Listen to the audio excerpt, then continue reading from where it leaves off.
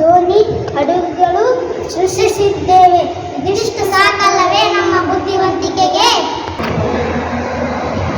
ಪಕ್ಷಿಯನ್ನು ನೋಡಿ ವಿಮಾನವನ್ನು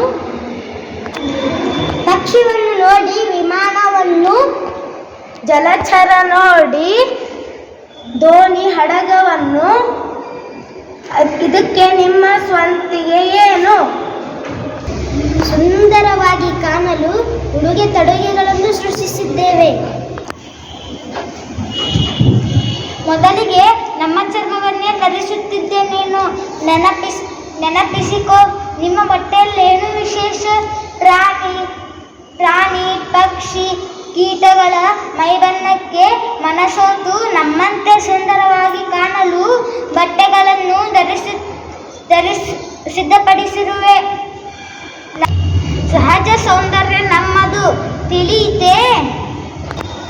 ಜಿಂಕೆಯ ಕಣ್ಣಿನಂತಹ ಕಣ್ಣು, ನವಿಲಿನ ನಡಿಗೆಯಂತಹ ನಡಿಗೆ, ಕೋಗಿಲೆಯ ಧ್ವನಿಯಂತಹ ಧ್ವನಿ, ಇದೆಲ್ಲ ಇರಬೇಕು ಎನ್ನುವ ನೀವು ಸುಂದರವೋ ಅಥವಾ ನಾವು ಸುಂದರವೋ?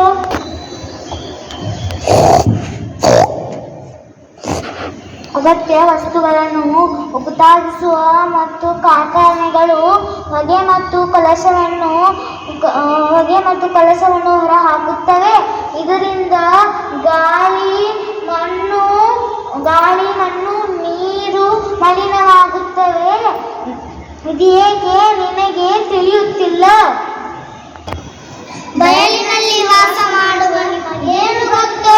ನಾವು ಕಟ್ಟಿರುವ ಸುಂದರವಾದ ಮನೆಗಳ ಬಗ್ಗೆ ಬಂದು ನೋಡಿ, ನಮ್ಮ ಬುದ್ಧಿವಂತಿಕೆ ತಿಳಿಯುತ್ತದೆ. ಗೀಜನಗೂಡು, ಜೇನುಗೂಡು, ಗೆದ್ದಲಗೂಡು ಕಟ್ಟುವ ಹುತ್ತಗಳು ಎಷ್ಟು ಸುಂದರ, ಸುರಕ್ಷಿತ.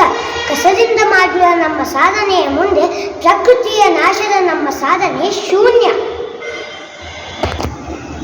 ನಮ್ಮಲ್ಲಿ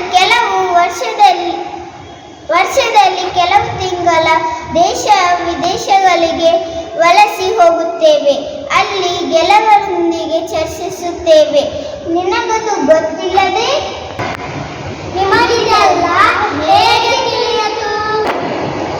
ಮಾನವ ನೀನೇನು ಮಾಡಿದರೂ ಅಥವಾ ಮುಂದೆ ಮಾಡಿದರೂ ಅದು ಈ ಪ್ರಕೃತಿಯ ಪ್ರಭಾವದಿಂದ, ಪ್ರಕೃತಿಯ ಅಮೋಘವಾದ ಕಾಡಿನ ನಾಶದಿಂದ ನಿನ್ನ ಸಂತತಿಯ ನಾಶವೆಂಬುದನ್ನು ಮೊದಲು ಅರಿತುಕೋ.